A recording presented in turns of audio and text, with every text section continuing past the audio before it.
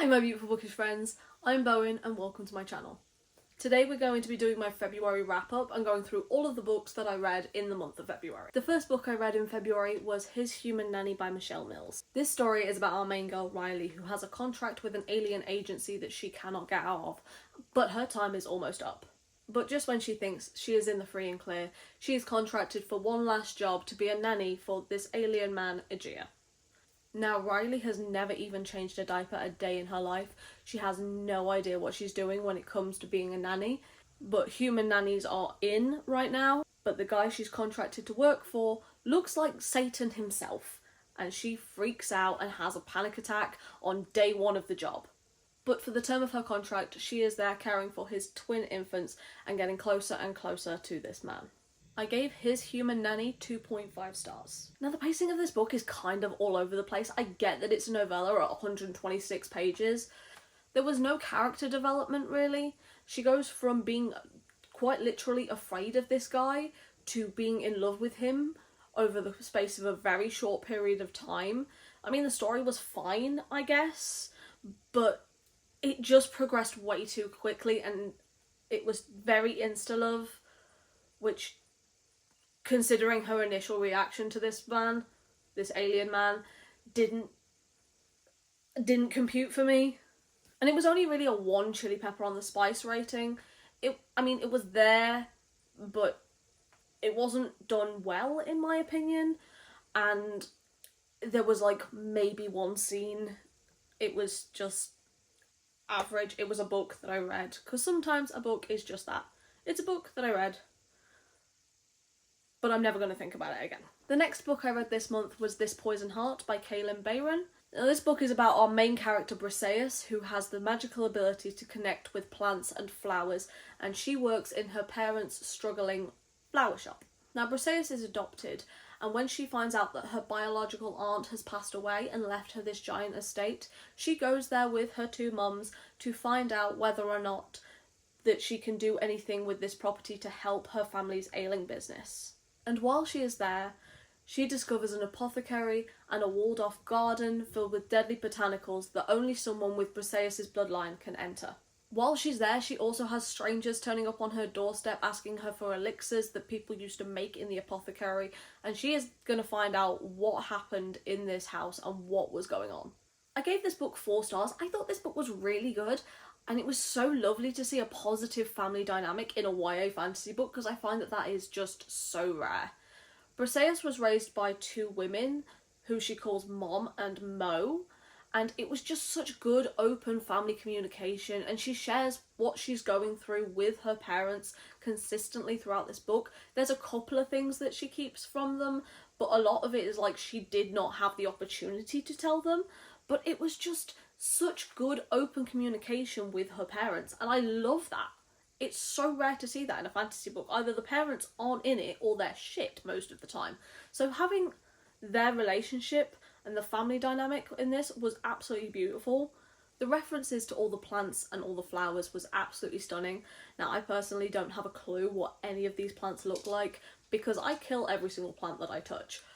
But it was just such an atmospheric kind of flowery writing, pardon the pun, and it was just lovely. I really liked as well that Briseis wore glasses, which is just such an odd random little thing, but people that wear glasses, I also wear glasses, so seeing that represented in a book is just so lovely. I also really like the way the Greek myths come into play here, especially the Hecate and Jason myth, but a lot of them do throughout the series, and I really like that.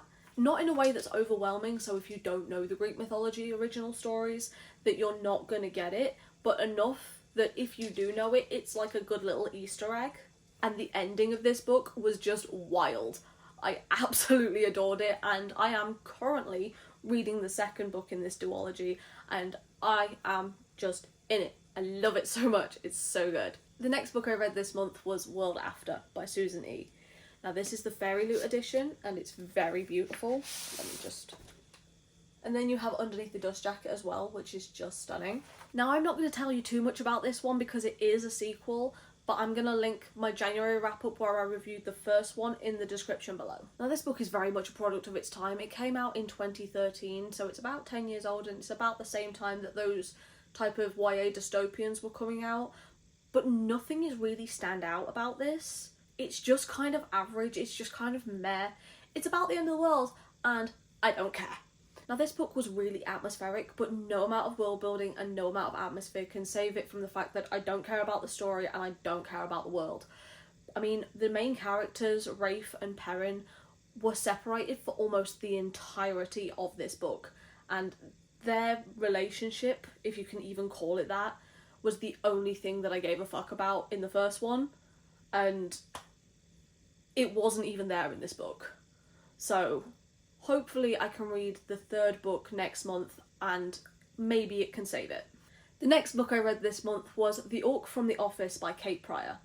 Now this book is about our main character Janice, who accidentally forms a mating bond with one of the guys in the IT department that happens to be an orc, and mating bonding within the company is absolutely off limits. I gave this book a 3.75. It was really quite short. It was only 143 pages, but it was just such a good time. It was so fun. This was the first book I read on my trip. I read it on the plane on the way down, and this was so adorkable.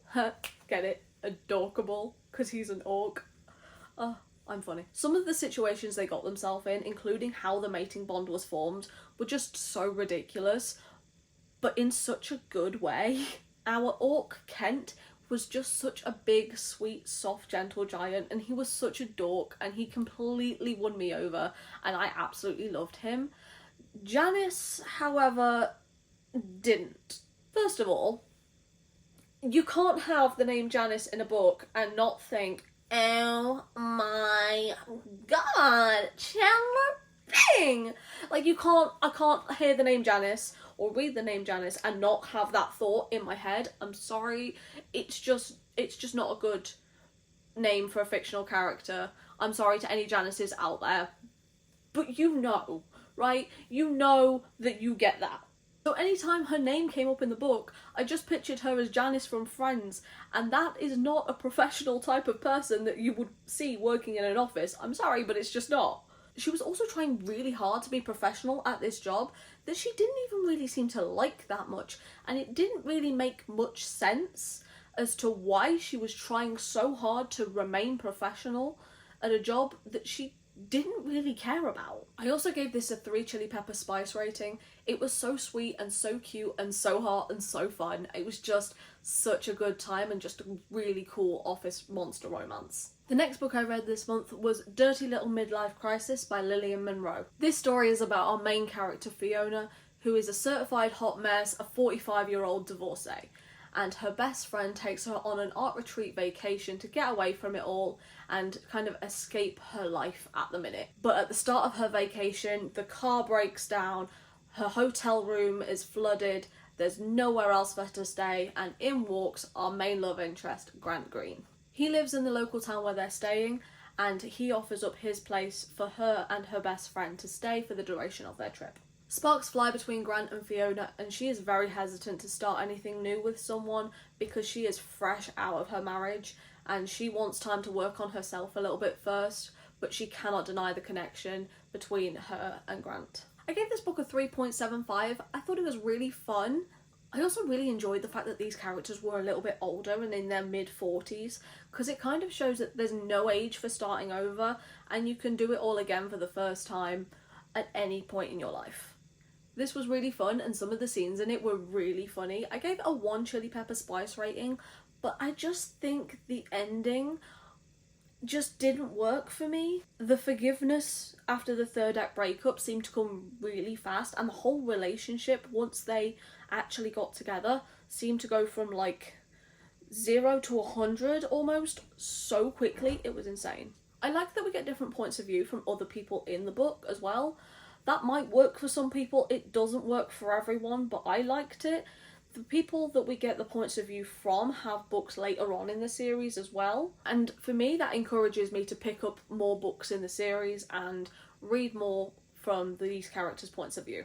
I like how much Fiona grows as a character as well, compared to how she is at the start of the book when she's fresh out of her divorce. She basically ends up making a whole new life for herself, and she starts over again, which is a scary thing to do no matter how old you are. But when you're in your 40s, it almost feels scarier because you feel like so much of your life is behind you, even though that is absolutely not true. And I just love seeing the older characters in this book.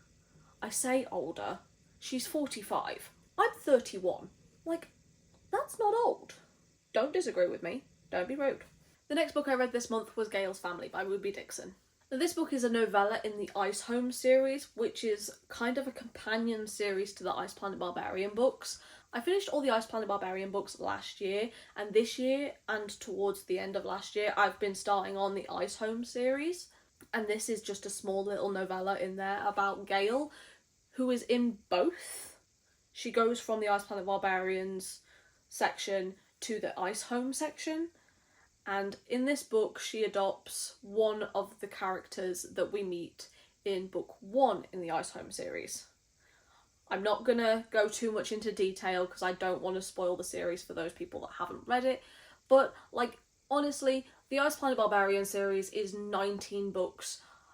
Depending on where you look, I read 22 of them because apparently I'm insane.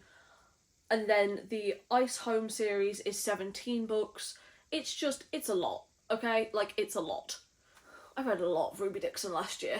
So I'm not really going to explain too much about what happens in this book. It's 67 pages. If I explain what happens in it, I've basically ruined some plot for something.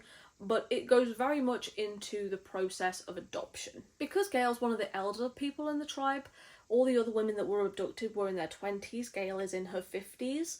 She can't have kids anymore, which is why she leans towards adoption, especially when there is this alien baby that does need to be adopted. But she has been acting as like a mother figure to the women in the tribe. So she has all this like mothering energy that she has nowhere to give. So when she finds out that there is a child that does need some form of a parent, and while there is someone there that has been taking care of them, the person that we find out in the first book in this series, she then chooses to go and adopt this child with her alien partner. And it's her learning to bond with this child that doesn't really connect to her very well at first, and how that's taking a toll on her emotionally, and her finding the best way to bond with this child. It was just really cute. It was a sweet slice of life story. I gave this book a 3.5. It was cute, but nothing really happened in it. Because it's just a novella, it doesn't really add anything to the story as a whole. But it was a really nice little addition to the world. The next book I read this month was You and Me on Vacation by Emily Henry, which also is known as People We Meet on Vacation by Emily Henry. It has multiple titles. This is the UK title. Now, this story is about Poppy and Alex, who meet for the first time when they share a car ride home back to their hometown. On this car ride, they become fast friends, and they decide to go on holiday together once every summer, and they have done for the past 10 years. However, 2 years ago when they went on holiday to Croatia, something happened and they don't speak anymore. However, 2 years is enough for Poppy, and she decides that she wants one last trip with Alex that is either going to make them or break them. And maybe they will confront what happened on that fateful trip to Croatia. Now, I feel like this book is going to be where I lose some people. I gave this book a 2.75. I did not like Poppy at all. I absolutely, actively cannot stand her. This book is just miscommunication at its finest, and I cannot stand miscommunication. Just use your words like a fucking adult. Now, don't get me wrong, I really like Emily Henry's writing, and there is always something in an Emily Henry book that I really deeply, viscerally connect to. When I read Beach Read, I really connected to the family part of it, and on this, the Wanderlust aspect of it was just impeccable. I did a 3-month backpacking trip back in 2017, and the way she writes about travel was just absolutely spot on. But the relationship and the main character I viscerally fucking hated. I was not rooting for this couple at all. I actively cannot stand Poppy. This book is set over 12 years, and any character growth she has is literally in the last part of this book. Not once is there any amount of character growth throughout the whole 12 years of this book. She is just selfish and self-centered and just so fucking annoying. And Alex deserved so much better. He was so sweet, he was just a little shy, and that was it. And he put all of his heart and soul into this woman that's basically just a flight risk continuously and has no character growth whatsoever until the very end of the book. And at that point, I'm kind of feeling like it's too little too late, babes. It's just, you've missed the train. The train's gone. The train has left the fucking station. Like, their romance was spread out over 12 years. And it was just, like, little moments. Like, you never really got to know them together very much at all. It was, like, for 2 weeks, once a year. That was it. Like, how are you supposed to build a relationship off of 2 weeks at 52? So 50 weeks in the year, like, there's text messages, but there's no real deep connection. I love the travel aspect of this book, which is why, for me, this is a high rating. But for the relationship part of this book, I would give that probably a 1 star. Everyone loves this book, so I'm kind of disappointed that I don't. The next book I read this month was Tempting Taste by Sarah Whitney. This is about our main character Josie, who works for a PR firm and is one day out with her best friend to help him choose cakes for his wedding because his fiancée is out of town. But when the owner of the bakery finds out that her best friend is getting married to a man, she refuses to serve him. But the baker, Eric Anderson, hears this and quits on the spot, and he tracks them down and offers to make the cake for him. But when her best friend has to head out of town too, Josie is left handling all of the wedding details. So her and Eric team up to help with all the wedding planning process because he worked in a bakery. He knows the people that can connect her to some of the other wedding planning aspects that she needs to handle. I gave this book a 2.25 rating. I just kept thinking with this book, if the roles were switched, like if she acted like he did and he acted like she did, this would be problematic as fuck. So therefore, guess what? It's problematic as fuck because she just kept being really, really controlling and doing things that he'd actively told her that he didn't want done because she was trying to help him set up a new business, which he never asked her to do. I mean, don't get me wrong, Eric is really shy and he doesn't really stand up for himself very much, but she completely steamrolls over him, saying that she knows what's best for him, which is absolute, unequivocal bullshit. Like, maybe she does know more in a PR and marketing because that is the field that she works in. Great, I get that, but have a discussion with him first about what he wants because he is the client, even though she took it upon herself to do this for him, even though he didn't ask for it, and he's not actually a contracted client to her. It's just she's taken it upon herself to PR the fuck out of his new business that she has decided that he now is going to have.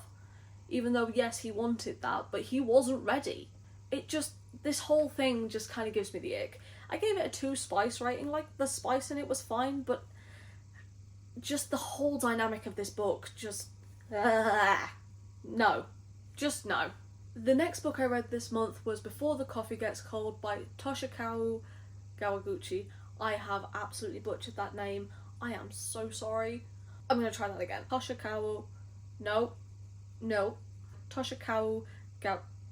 Fuck me, sideways with a stick. Next book I read this month was Before the Coffee Gets Cold by Toshikazu Kawaguchi.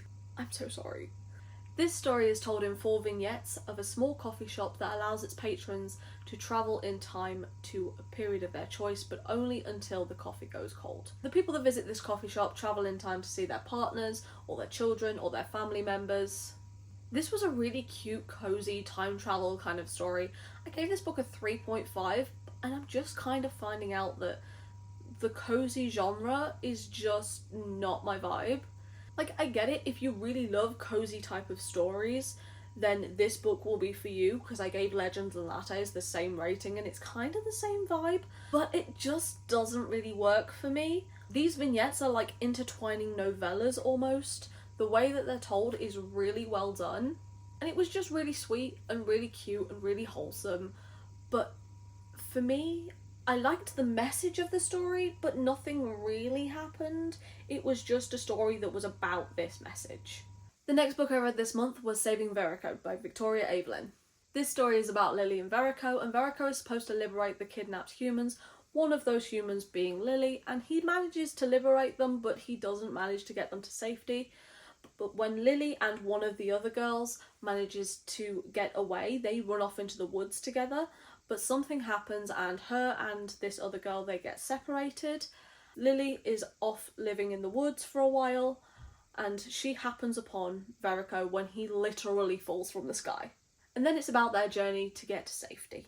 This is a third book in a series of interconnected standalones, and while you can read them as a standalone, I strongly recommend reading them in order because there is like a background storyline that is going through all of them. Now this one is probably my least favourite in the series. I gave this book a 3.75. When I say it's my least favourite, that does no way, shape or form mean it's bad. It's still really fun and I had a great time, but I just couldn't get behind Lily. But I think that's because she had such an unusual upbringing that it made for a weird human character, if that makes sense. She was very much raised in a wilderness kind of setting. Her parents taught her how to be incredibly reliant on nature, to the point of knowing what plants that she can and can't eat, all kinds of things that just absolutely do not work for me personally. But I'm a country girl, but I'm not that country. Whereas Verrico, he lives in this big city and he's an inventor and he is kind of a little bit of a tech nerd. I also don't really get why Lily was so resistant to the mating bond between them, other than her saying it's too soon. And I get that the mating bond is stronger for his species rather than the humans, and I get that, but her saying it's too soon was the only reasoning we got, and we never really got any backstory onto why that is. It just didn't make a lot of sense to me. Also, Verrico was really grumpy, but not in a way where I ever really warmed to him. He was just grumpy with no real reason. This book was a 2 spice rating, and when I say I don't like it as much as the other ones were so great for me, so a 3.75 is not a bad rating. I still really enjoyed this. I thought this was really fun, but it just didn't hit the way the other ones did. The next book I read this month was Watch With Me by Fiona Cole. There's not really a lot I can say about this. It's a 19-page novella. It's like a prequel to the next book in the series, which, spoiler alert, I'm not going to read, because I gave this book a 1.75. This has a trope in it that like truly gives me the ick, and that's age gap. And I know loads of people love the age gap romance thing, but for me, I just can't. Especially when, like in this, he keeps going on about how young she looks and how innocent she looks. And she's 19 years old and he is her uncle's best friend. And like, no, like straight to jail. Please don't. It's a 4 spice rating. I gave it a 1.75. I can't do it. Another thing as well is, like, I get that they're in a sex club and it's kind of the thing, but it very much goes from 0 to 100 before it's a hi, how are you? It has a lot of the things in it that I just personally do not vibe with. So if any of that works for you, then maybe you might like this, but for me, I couldn't do it. The next book I read this month was Everyone You Hate Is Going to Die by Daniel Sloss. Now this book I gave it a 4.25, but that's mostly just because I really like this man's sense of humour. I watched his Netflix specials, Dark and Jigsaw. Jigsaw I've watched multiple times, and there's a certain bit in that stand-up which I think about, honest to God, at least once a week. If you've not seen his stand-up, I strongly recommend that you go and do that first. But if you've watched his stand-up, you don't really need to read his book, because a lot of the book is honestly just the stand-up, or going a little bit more in depth about what he meant by that, and him seeing how far he can push his editor and his publisher. Also, if you don't like the see you next Tuesday word, then don't read this book, because he says that a lot. Personally, I don't mind it. I'm English. Like, we call each other cunt frequently. Like, it's a term of endearment here. He's Scottish, it's a term of endearment there too. But I understand that for certain audiences, this just wouldn't work because they find that word incredibly offensive. But I gave this book a 4.25 because a lot of what he says really resonates with me, and I think he's really funny, and I had a good time while I was reading this book. But I get that this kind of Scottish bar humour is not for everybody. And this is the last book I read while I was on holiday as well. Everything else I read this month I read once I got home. But that's still like 9 books while I was on holiday, which is kind of impressive for me. I was only there for 2 weeks and I was like doing stuff. I was busy like every day. And I read a lot. And I had company. Like, go me. The next book I read this month was The Space Between Worlds by Micaiah Johnson. This story is about our main character Kara, whose job it is to collect data from different off-worlds. She is uniquely qualified for this position because in 374 of those off-worlds, she is dead. She can only travel to worlds in which she is dead in that world in order to collect the data. So when she gets information that another one of her characters, her doppelgangers, has died, she travels to that new world to collect new data. But when she gets there, she finds out that that version of her faked her death. Dun dun dun! I gave this book a 3.25. It was fine, it was just deeply average. I liked that it was sapphic, but the story isn't really one I'm going to think about ever again. I was really intrigued by the premise, just the execution didn't really work for me. The romance fared the same as the plot. I liked the premise of it, but it just didn't have any follow through. It just kind of missed the mark on all counts. It wasn't bad, I liked the actual story of it, but the way it was told just kind of missed the mark for me. It just didn't work. The next book I read this month was A Cornish Summer at Pear Tree Farm by Angela Britnell. Say hi.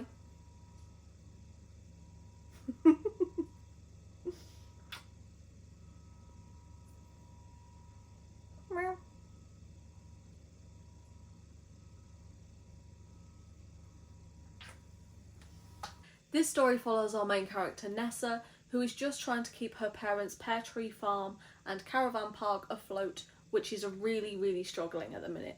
But when Ward moves in next door, he plans to open a bed and breakfast, which she is very worried is going to take any remaining business that she might have away from her and ruin her business entirely and ruin her parents' dream. Her parents whom have passed away. This book I gave 2 stars. I read this in my February reading vlog, so I will link that down below as well. But it just gives strong grandma vibes. And I don't mean the main character, I just mean it's the kind of book that I would recommend to your gran. You know, I wouldn't recommend this to someone under the age of 75. This book wasn't necessarily bad, but it was so inconsistent and I didn't care. Even when there was serious topics like abuse brought up in this book, I just felt so disconnected to so much of this story that I just didn't give a fuck about any of it, which is such a shame because I got this book as a gift, as like a blind date with a book thing for my birthday last year that my friend got for me, and I just really wanted to love it, especially because it was a gift, and it was just so boring to me. I didn't really connect to the characters. They weren't bad, but I just don't care. The next book I read this month was Flying Witch Volume 1. I read wrong. And I don't mean like it's a manga that I read backwards. I mean, I read this book on my actual Kindle device. And if you're going to read digital comics or manga or anything like that, I would strongly recommend that you read it on your phone or on an iPad or on the actual app itself, not on your actual Kindle device, especially if you have dark mode activated like I do, because it inverted some of the pages, and I don't mean like it mirrored them so I couldn't read it, no, I mean like it inverted the colour, so instead of being like white and black, it was black and white, and it was very jarring in some scenes to have like the white of their eyes become the black of their eyes kind of look. It was really weird and I really didn't like it. It was not good. But obviously I did not let that affect my rating because that's not the story, that's my fault for reading it in the wrong format, I guess. As this is the first volume in this series, nothing really happens in this short of just establishing the characters. This is just about a girl that moves in with her uncle. She moves to this new town and she is a witch. Now, she is meant to keep her witch powers like secret, but she just tells anyone that'll listen. Like, she starts flying around on a broom in front of her cousin? I'm not sure.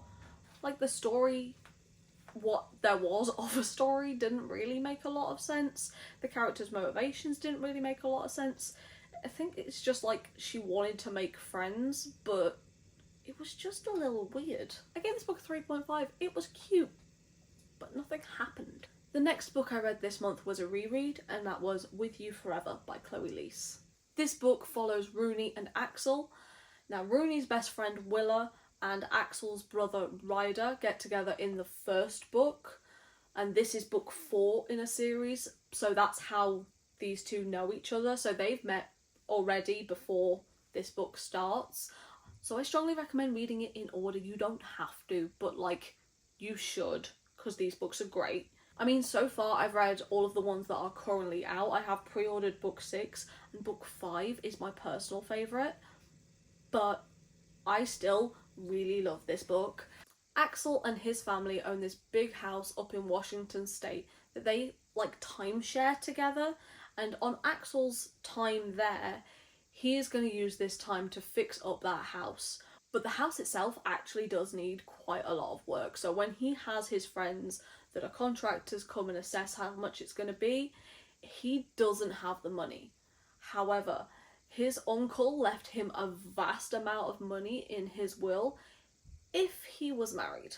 Rooney is having some health issues and is taking a break from university to kind of figure out what she wants with her life and what she's capable of doing with her health issues. And her best friend Willa suggests going up to the A-frame because no one is there at that particular moment, because Axel actually has a place like off the property where he normally stays. So when Willa sends Rooney there, she's expecting to just go to an empty property. And she ends up running into Axel, that she has had the hugest crush on forever. When Rooney finds out about Axel's inheritance and how he plans to fix up the A-frame and how he needs to be married in order to get his inheritance, she offers to marry him in order to be able to have him fix up the A-frame and him get his inheritance. In return, he will give her like a safe place to land for a month so she can recalibrate and reassess what she's going through. So this is obviously a marriage of convenience trope, and the reasons for the marriage of convenience trope are always like the dumbest fucking reasons ever. But like, I love the marriage of convenience trope because I don't know what it is, but my wife just hits a little different. This arrangement that they have works really well. Like, don't get me wrong, the way that marriage of conveniences are set up and the reasons for it are always really fucking dumb, but there's no way that Axel would have allowed himself to get close to Rooney otherwise, because of his autism and because of the way he shows affection. He strongly believes that she deserves better than what he can give her, and is a big reason for why he holds himself back for so much of this book, even though he is strongly obsessed with her in such like a really sweet way. I gave this book a 3.75.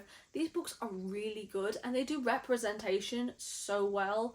I mean, Axel's on the autism spectrum and so is another character in this book. A lot of their characters have chronic illnesses. In the first book in this series, the main character is Death, which is Axel's brother. It's just such a good series about such real characters. The reason why this is a reread for me is because I had 2 copies of this book.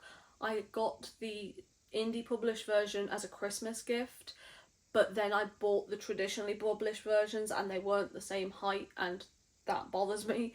So I bought the traditionally published version for me, but then I had 2 copies and they both had the same cover, but they were different heights. So I annotated the indie published version and gifted that to my friend. So now I just have this version for me. In this series, we also have Axel's brother Viggo, whose book we are going to get at the very end. It's a 7-book series, and his book is going to be book 7. Viggo's character is Mac from the Bromance Book Club series. It's exactly the same energy. Exactly the same energy. So if you really liked this series, then you'll like this series. I feel like if you like one, you'll like the other, and I strongly recommend you read them both. I'm just saying. The next book I read this month was Emergency Skin by N.K. Jemisin. This book is only 38 pages, or like an hour-long audiobook, so I'm going to try and summarise it as best I can, but again, it's 38 pages. If I give any spoilers, I'm sorry, I don't mean to, but it was like such a short book that it's kind of hard not to. This story is about an explorer who goes to Earth to collect data from what he believes to be, and what he is told is a graveyard planet. But it turns out that Earth is actually not only surviving, but they are thriving. When Earth was looking like it was on its last legs, all of the selfish men, basically, all up and left, and everyone that stayed behind decided that they were going to band together as not just countries, but as a planet, and come together and make Earth better. So where this guy's come from is the ultimate patriarchy, to the point where women don't actually exist. There is only males on this planet. This guy learns that not only is the way he was taught his entire life not correct, but also not the only way to live. There are other options out there for him, and he was basically lied to his entire life by these greedy, selfish people that are, quite frankly, racist old white men. This book was only 38 pages and I gave it a 4.25 rating. It was so good, and so much was said in not a lot of words. I've read 2 books from this little forward series, and they are both really good, and I strongly recommend that you get them. They're like free on Kindle Unlimited, and that includes the audiobook as well. So I literally listened to this while I was doing my makeup, getting ready for work. It was just such a good series, and such a well done series as well. I've never read anything from N.K. Jemisin before, but this really made me want to pick it up. So I've been talking for so long that my phone died. So while it was charging and I was doing some other things, I had dinner, and I've been awake for so long because I got up at obscene time this morning, and I am tired. But we're down to the last book, so we're just gonna wrap this up as quickly as I can because I have been talking for 12 million years. So the final book that I read in February was Spy Family Volume 1 by Tatsuya Endo, and I really, really hope I pronounced that correctly, but I don't think I did, and I'm sorry. This story follows our main character Twilight, who is a spy, and for his latest mission he is going to need to acquire a wife and a child to get at his target. And the only way to get at his target is by enrolling a child into the super private elite school that the target's son goes to. So when he goes to the orphanage to get one of the children to be his child, he meets Anya, and what he doesn't know is Anya is a telepath.